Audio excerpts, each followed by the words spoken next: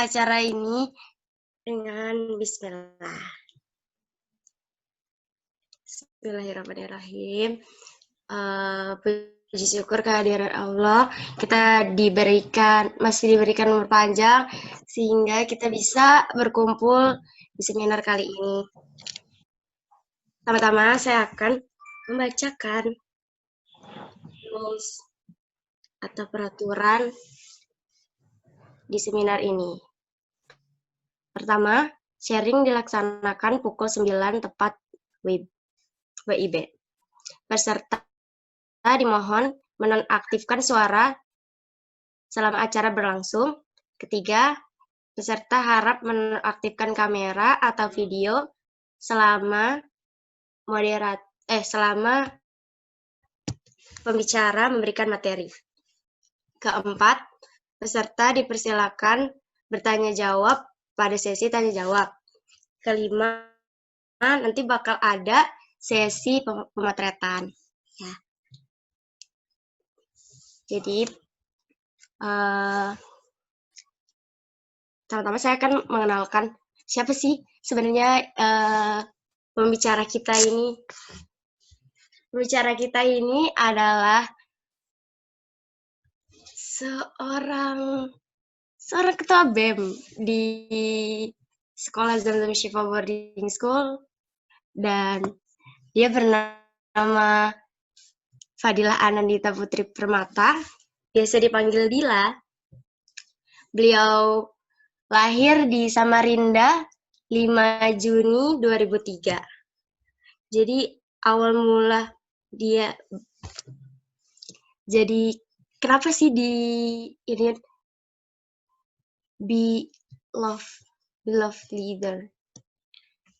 beloved leader. Kenapa sih ngambil tema itu?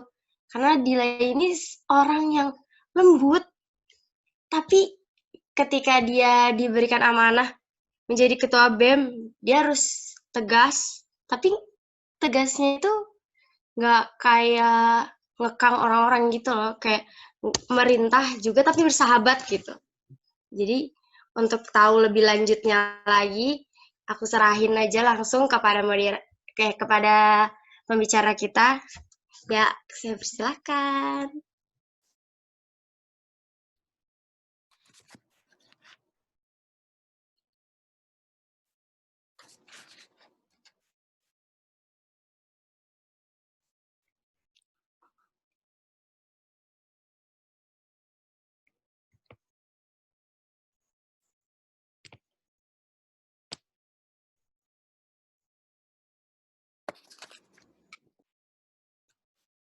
Halo, Assalamualaikum warahmatullahi wabarakatuh.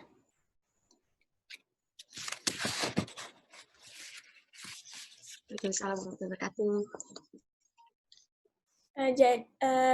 Pertama-tama marilah kita panjatkan kepada Allah Subhanahu wa Ta'ala, karena berkat rahmat dan karunia-Nya kita dapat berkumpul lagi walaupun hanya sebatas dunia maya. Tak lupa salawat dan salam kita panjatkan kepada Nabi besar kita, Nabi Muhammad SAW, yang telah membawa kita dari zaman yang gelap hingga ke zaman yang terang ini. Nah, sebelum kita mulai materi, aku mau ngucapin terima kasih banyak kepada teman-teman semua yang sudah hadir dalam seminar ini dan mau mengikuti seminar ini. Semoga dengan seminar ini teman-teman semua ilmunya bisa bertambah dan bisa mengaplikasikannya ke kehidupan sehari-hari. Nah, jadi pada kesempatan kali ini aku akan berbicara tentang bagaimana cara menjadi pemimpin yang dicintai dengan tema seminarnya Be a Love Leader. Nah, jadi leader, pemimpin, leader apa sih leader itu gitu? Leader sendiri itu adalah bahasa Inggrisnya dari pemimpin, yang artinya orang yang mengemban tugas dan bertanggung jawab atas apa yang dipimpinnya, dan orang yang bisa mengarahkan anggota-anggotanya agar bisa lebih baik lagi.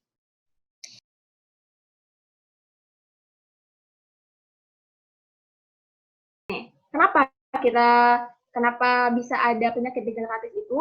Yang pertama, kita tidak mau mengatur tubuh. kita nggak bisa mengatur tubuh kita, bagaimana istirahat kita, hidup kita. Ini, kalau kita tuh tidak bisa mengatur tubuh itu, maksudnya kita rebahan nih, seharian rebahan, habis rebahan makan, habis makan rebahan lagi, habis rebahan makan lagi, ya kayak gitu aja terus. Itu berarti kita tidak bisa mengatur tubuh. Terus, Oke, semuanya terima kasih. Sebelumnya aku ada pantun nih. Jalan-jalan ke kota baru, singgah sebentar membeli sepatu. Assalamualaikum teman-temanku. Saya Fatia sebagai speaker mall. Terus gimana dong kalau tubuhnya asam? Kita harus menyeimbangkan pH tubuh. Nah, asam itu kan berarti pH tubuhnya rendah ya, di bawah 7. Sedangkan pH netral itu 7. Nah, untuk menyeimbangkannya berarti kita ada beberapa langkah. Kupu-kupu. Yang pertama, konsumsi air yang baik. Air yang baik itu yang gimana? Nanti kita bahas. Terus bacakan kalimat yang baik kepada air. Kan mungkin teman-teman udah ada yang pernah lihat ya, kalau air dibacakan kalimat yang baik itu molekul-molekul di dalamnya itu akan berubah sesuai dengan kata-kata yang kita ucapin. Makanya sebelum minum ucapkan bismillah. Dan puasa ini juga baik banget karena puasa itu detoksifikasi.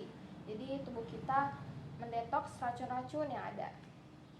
Nah, terus gimana untuk memulai menyehatkan tubuh ala Rasulullah Shallallahu Alaihi Wasallam? Ada beberapa caranya nih. Yang pertama, tanamkan rasa ikhlas dan bahagia. Kenapa? Karena segala hal itu bermula dari kalbu kita, dari hati kita ya. Jadi kalau misalnya kita tuh lagi nggak bisa ikhlas buat sesuatu, pasti rasanya tuh kayak ada beban gitu kan, beban terus. Jadi sepanjang melewati hari tuh kayak aduh nggak enak gitu, kayak nggak bersemangat gitu. Nah, makanya kita harus selalu menanamkan rasa ikhlas dan bahagia, termasuk rasa cinta gitu ya. Jadi nggak terus-terusan benci, sirik, julid gitu-gitu, itu jangan. Terus istirahat dan tidur yang cukup, ini juga penting banget, nanti kita bahas. Menu dan teknik pola makan yang baik nanti juga kita bahas.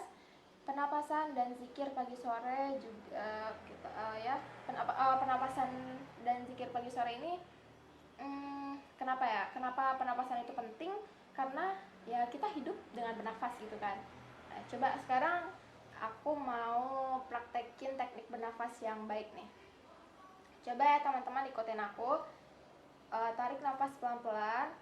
Rasain nafasnya tuh masuk dari perut gitu. Pernapasan perut ya. Mungkin yang udah bisa pernapasan perut boleh langsung coba. Pelan-pelan. Terus keluarin lagi pelan-pelan. Lagi. Keluarin lagi pelan-pelan. Nah, itu bisa teman lakuin selama 4-5 kali dalam sejam. Tujuannya untuk apa? Biar kita tuh lebih rileks gitu. Biar lebih rileks dan gimana ya, nyaman aja gitu. Kalau misalnya lagi capek atau apa gitu, rehat sejenak, tarik nafas dalam-dalam gitu. Terus satu lagi, nafas itu yang baik harus lewat hidung.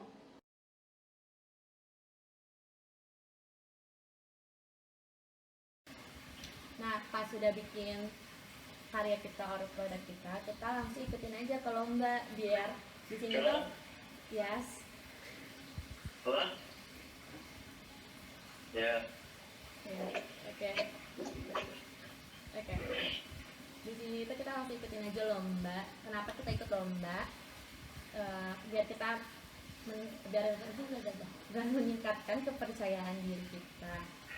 Terus membuat kita bangga. Soalnya kan kayak wah kita udah sampai lomba nih, kayak jadi bangga gitu loh, kayak kita bikin sesuatu terus kita bisa ikut lomba, itu susah kan buat diraih gitu. Dan di situ pas lomba itu kita harus coba juga buat menang gitu. Kemudian kita mengetahui sampai mana usaha kita. Jadi pas kita ikut lomba itu kita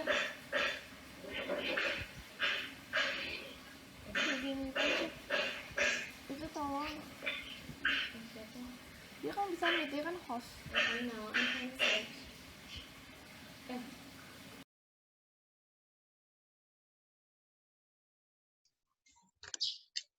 Terus selanjutnya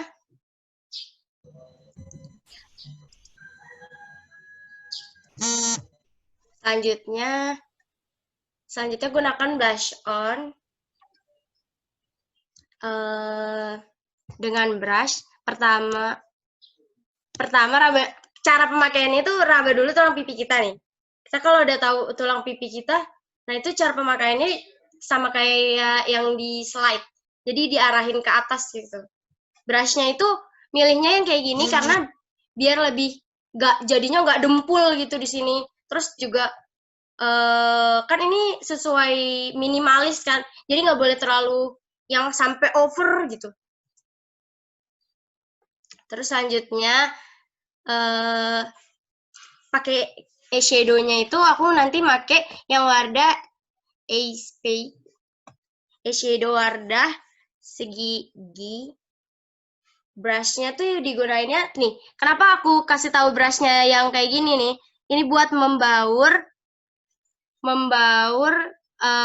biar dia tuh nggak baurnya tuh jadinya rata gitu, nggak yang numpuk. Beda lagi sama yang pipi. Kalau yang pipi tuh lebih ke yang mentereng. Kalau misalnya mau yang lebih mencolok, tapi kan kalau di Islam juga nggak terlalu bagus kalau misalnya cewek dandan mencolok-colok banget, tuh bisa bahaya.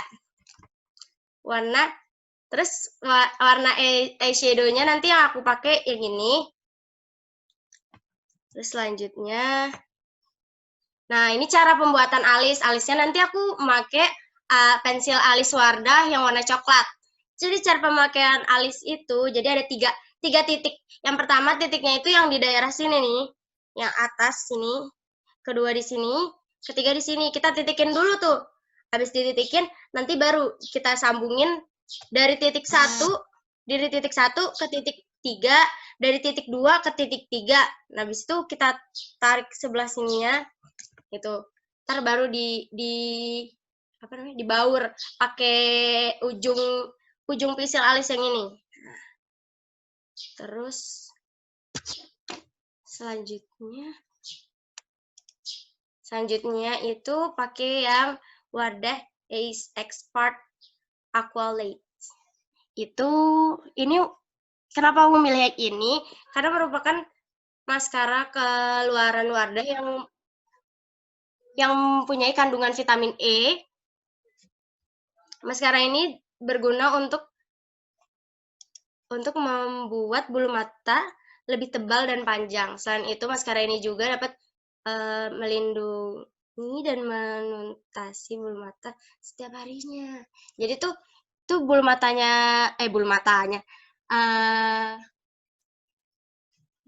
maskaranya itu dia berasal dari air juga ini kalau nggak salah. Terus habis itu bahan dasarnya air. Terus ini juga memiliki vitamin E. Kan jadinya kan bagus gitu kan buat. Tapi ini juga nggak lengket. Aku udah pakai ini dan ini nggak lengket, tapi harus, ya namanya kan maskara ya. Jadi harus biar dia kering dulu. Untuk prakteknya sesuai dari yang tadi, cuma pakai untuk make up natural itu cuma butuh dikit dong. Karena kenapa? Itu kan nggak perlu yang sampai menor banget, nggak perlu yang sampai cetar gimana gitu kan. Jadi perlunya dikit aja, nggak usah sampai yang over. Terus ini pertama nih aku pakai BB cream yang tadi aku tunjukin di slide. Pakai alis dulu. Nih, ini tuh fungsinya buat ngebaur. Jadi alisnya itu sesuai yang aku praktekin tadi. Jadi titiknya itu, jadi di gini ya nih. Ini titiknya langsung titik 1, titik 2 di bawahnya. Terus ini yang ujung sebelah sini, titik 3. Nah, terus dia ditarik garis. Set.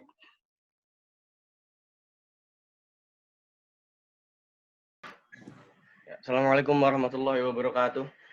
Waalaikumsalam warahmatullahi wabarakatuh. Saya Tio Ahlan Sakura. Saya mau memberikan beberapa kata ya tentang how to be a positive leader gitu. Ini hadisnya. Ketahuilah bahwa setiap kamu adalah pemimpin dan setiap pemimpin bertanggung jawab atas kepemimpinannya. Setiap kepala negara adalah pemimpin dan ia bertanggung jawab atas kepemimpinan rakyatnya. Seorang perempuan atau ibu adalah pemimpin dalam rumah tangga, suaminya dan anak-anaknya. Ia bertanggung atas kepemimpinannya. Seorang pelayan atau hamba sahaya adalah pemimpin atas harta tuannya dan ia bertanggung jawab atas kepemimpinannya. Ketahuilah bahwa setiap kamu adalah pemimpin dan masing-masing mempertanggungjawabkan atas kepemimpinannya.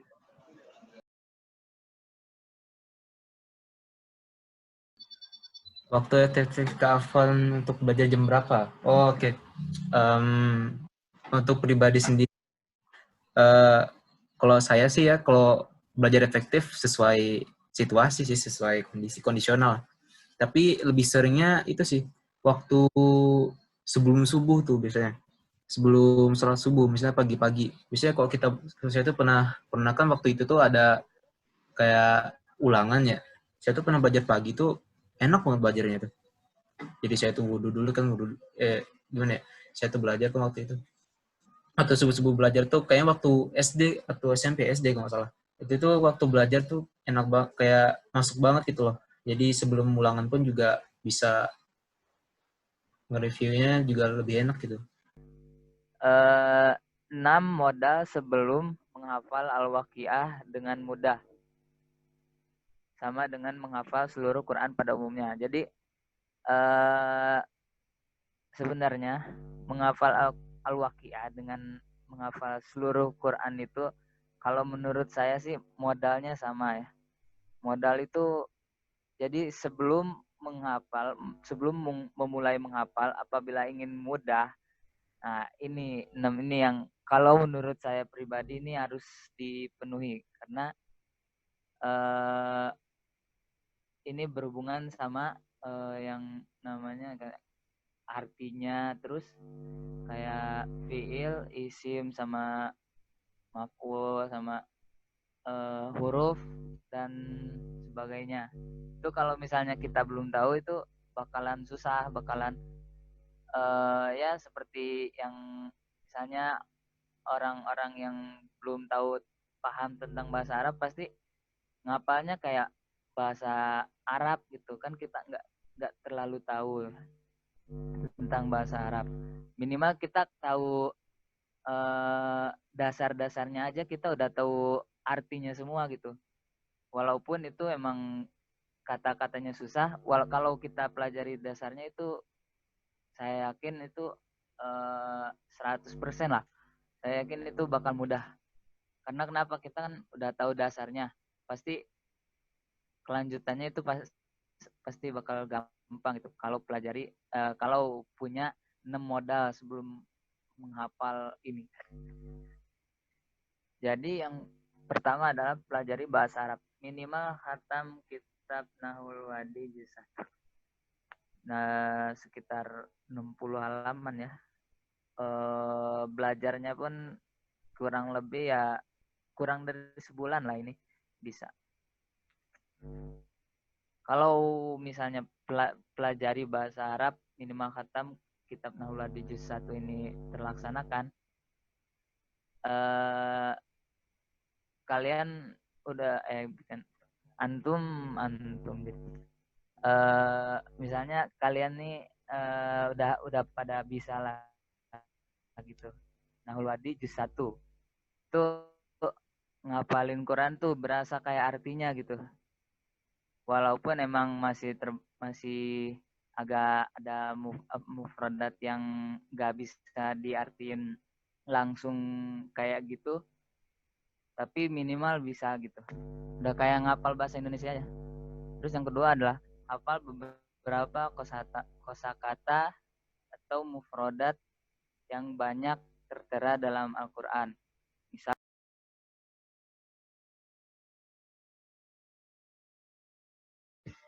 seorang yang percaya dengan motivator, ya tuh sebenarnya tuh krisis motivasi dan eksistensi.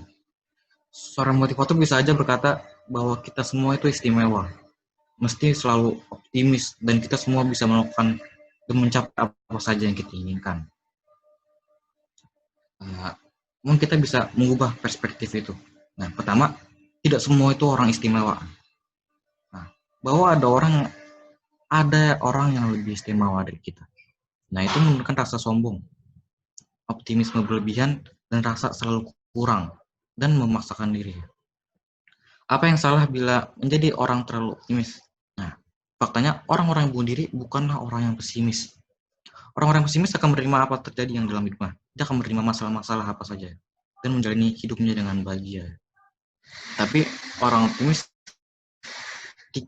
ketika hal yang diyakininya ternyata salah atau gagal, maka kemungkinan besar depresi. Kemungkinan besar itu akan terjadi ada rasa depresi dan ujung-ujung juga ada bunuh diri. Nah, terus ada persiapkan kegagalan.